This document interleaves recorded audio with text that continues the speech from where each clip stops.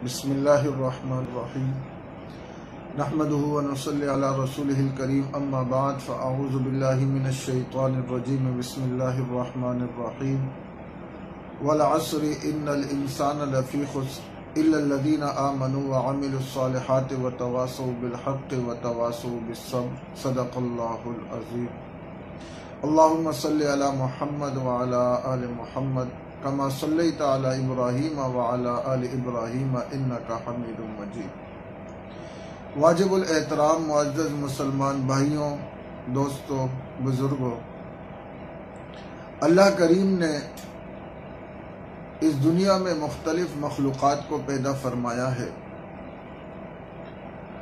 اگر آپ ان مخلوقات میں غور اور فکر کریں گے تو آپ کو یہ نظر آئے گا کہ ہر مخلوق کی الگ صفات ہیں، الگ خصوصیات ہیں، لیکن اگر خاص طور پر آپ دیکھیں تو آپ کے سامنے یہ بات آئے گی کہ جس مخلوق میں اللہ کریم نے احساس، ادراک اور ارادہ کم رکھا ہے تو اس مخلوقات کی پرورش کی ذمہ داری، اس مخلوقات کی ضروریات اللہ کریم نے فطرت پر رکھی ہے۔ آپ دیکھیں جمادات سے لے کر انسانوں تک اگر شعور، ارادہ، یہ چیز اگر آپ کو ملے گی تو حضرت انسان میں مکمل طور پہ ملے گی، باقی مخلوقات میں آپ کو مکمل طور پہ نہیں ملے گی۔ اس وجہ سے باقی مخلوقات کی پرورش کی ذمہ داری رب کریم نے فطرت پہ رکھی ہے، اپنے اوپر ذمہ داری لی ہے۔ آپ اگر سمندر کے مچھلیوں کو دیکھیں، سمندر کے جانوروں کو دیکھیں، جنگل کے اندر جو جانور رہتے ہیں آپ ان کو دیکھیں، ان جانوروں کی پرورش کون کر رہا ہے؟ ان کی خوراک کہاں سے پوری ہو رہی ہے؟ ان کے لیے گرمی اور سردی کا انتظام کون کر رہا ہے؟ یہاں تک کہ اگر سردی کے علاقے کا جانور اور گرمی کے علاقے کا وہی جانور ایک ہی جانور ہے، علاقہ الگ الگ ہے، ان کی ضروریات الگ الگ ہو جاتی ہے، تو وہ ضروریات بھی رب کریم خود پورا فرما رہے ہیں۔ یہ تو خوراک کے اعتبار سے اور پرورش کے اعتبار سے، مگر حضرت انسان کو اللہ کریم نے شعور دیا، عقل دیا، ارادہ دیا، تو حضرت انسان پر اللہ نے فرائض رکھے۔ انسان نے کمانا بھی خود ہے، انسان نے گرمی سردی کا انتظام بھی خود کرنا ہے، رہائش کا انتظام بھی خود کرنا ہے۔ کیوں؟ اس لیے کہ اللہ کریم نے اس کو شعور کی، ارادے کی ایک بہت بڑی نعمت عطا کی جو باقی جانور اور باقی مخلوقات کو اس طور پر نہیں عطا کی۔ اسی وجہ سے اگر آپ اس کی دوسری نہج دیکھیں کہ جن مخلوقات کے اندر احساس، ارادہ، عقل اور شعور کم ہے یا نہیں ہے، ان کا دفاع کے نظام بھی الگ ہے، اور انسان کے لیے الگ فیصلہ کیا گیا ہے۔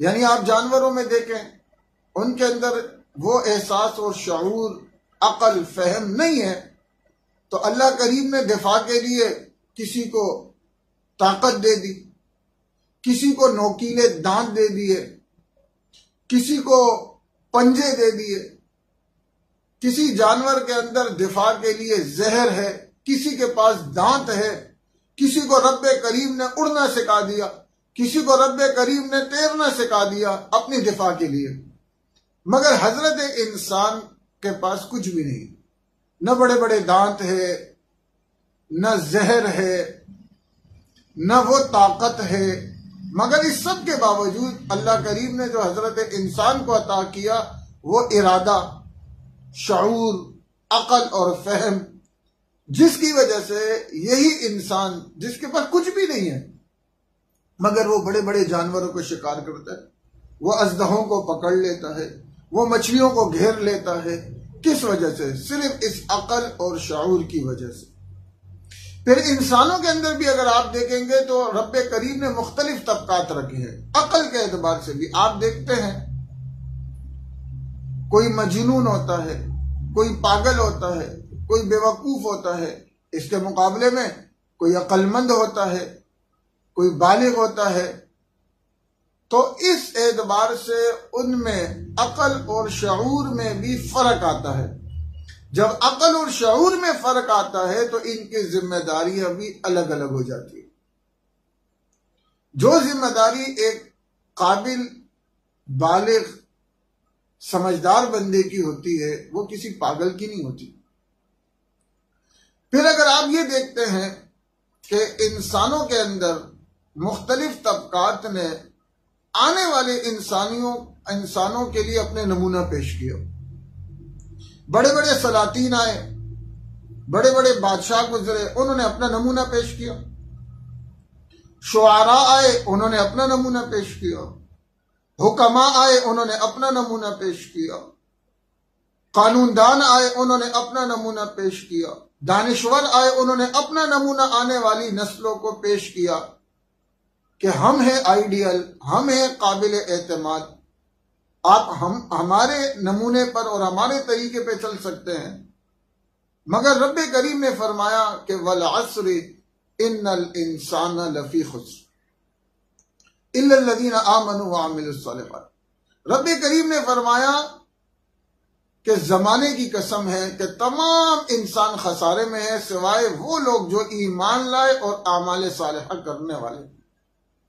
یہاں رب کریم نے انسان کی کامیابی کی جو دلائل دیے ہیں کہ انسان خسارے میں ہے اور ایمان والے کامیاب ہیں، دلیل میں رب کریم نے آسمانوں کا ذکر نہیں کیا، پہاڑوں کا ذکر نہیں کیا، زمین کا ذکر نہیں کیا، چرند پرند کا ذکر نہیں کیا، بلکہ دلیل کے طور پہ زمانے کو پیش کیا، تاریخ کو پیش کیا کہ والعصر، کہ زمانے کی قسم آپ تاریخ میں جا کر دیکھو۔ اگر تاریخ میں آپ کو سلاطین ملیں گے تو انہوں نے کیا کیا ہے، اگر بادشاہ ملیں گے انہوں نے کیا کیا ہے، اگر حکمران ملیں گے انہوں نے کیا کیا ہے۔ انہوں نے تو صرف یہ کیا ہے کہ جب کسی ملک میں داخل ہو جاتے ہیں تو فساد کرتے ہیں اور ایک دوسرے کو ذلیل کرتے ہیں۔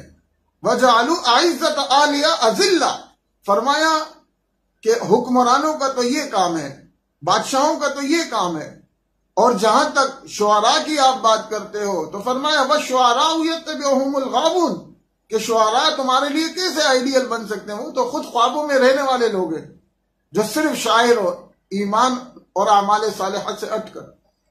اور اگر آپ کسی قانون دان کے پیچھے چلنا چاہتے ہو تو یاد رکھو کہ وہ آج قانون دان ہے، اس نے جو قانون پیش کیے آنے والے وقت میں دوسرے قانون دان اس کے قانون کو ختم کر دیتے ہیں۔ 18ویں ترمیم تک تو ہم بھی پہنچ چکے ہیں، تو وہ ان کو آپ کیسے اپنا آئیڈیل بنا سکتے ہو؟ اور ارسطو کو دیکھو، بڑے بڑے فلسفی آئے ہیں، فلسفہ اخلاق ارسطو نے پیش کیا اور آج بھی یونیورسٹی میں پڑھایا جاتا ہے، مگر یونیورسٹی کے 4 دیواری سے آگے جا کر اس کا کوئی نام و نشان نہیں ملتا۔ خلاصہ یہ ہے کہ میرے عزیز دوستوں اور بھائیوں، رب کریم نے فرمایا کہ اگر تم نے دنیا میں کسی کو آئیڈیل بنانا ہے، کسی کو رہنما بنانا ہے، تو ایمان اور اعمال صالحہ والی جو دولت ہے ان لوگوں کو تم نے اپنانا ہوگا۔ اور وہ انبیاء اکرام علیہ الصلوۃ والسلام ہیں کہ جنہوں نے ہر دور میں آ کر وَلِكُلِّ قَوْمٍ هَادٍ، ہر دور میں یہ آئے اور انہوں نے امت کو رہنمائی کی اعمال صالحہ کی طرف۔ آج آپ تاریخ کا مطالعہ کریں، حضرت ابراہیم علیہ الصلوۃ والسلام نے جو توحید پیش کی وہ آج بھی قائم ہے، مگر اس کے مقابلے میں جو نمرود کا فلسفہ تو وہ کہاں ہے؟ حضرت موسیٰ علیہ الصلوۃ والسلام کے مقابلے میں جو فرعون نے اپنا فلسفہ پیش کیا، نعرہ پیش کیا انا ربکم الاعلی، آج فرعون کا نعرہ ختم ہو چکا ہے، مگر حضرت موسیٰ کی دعوت آج بھی قائم ہے۔ حضرت عیسیٰ علیہ الصلوۃ والسلام کو جس قانون کے ذریعے سے گناہ گار ٹھہرایا، آج وہ قانون کدھر ہے؟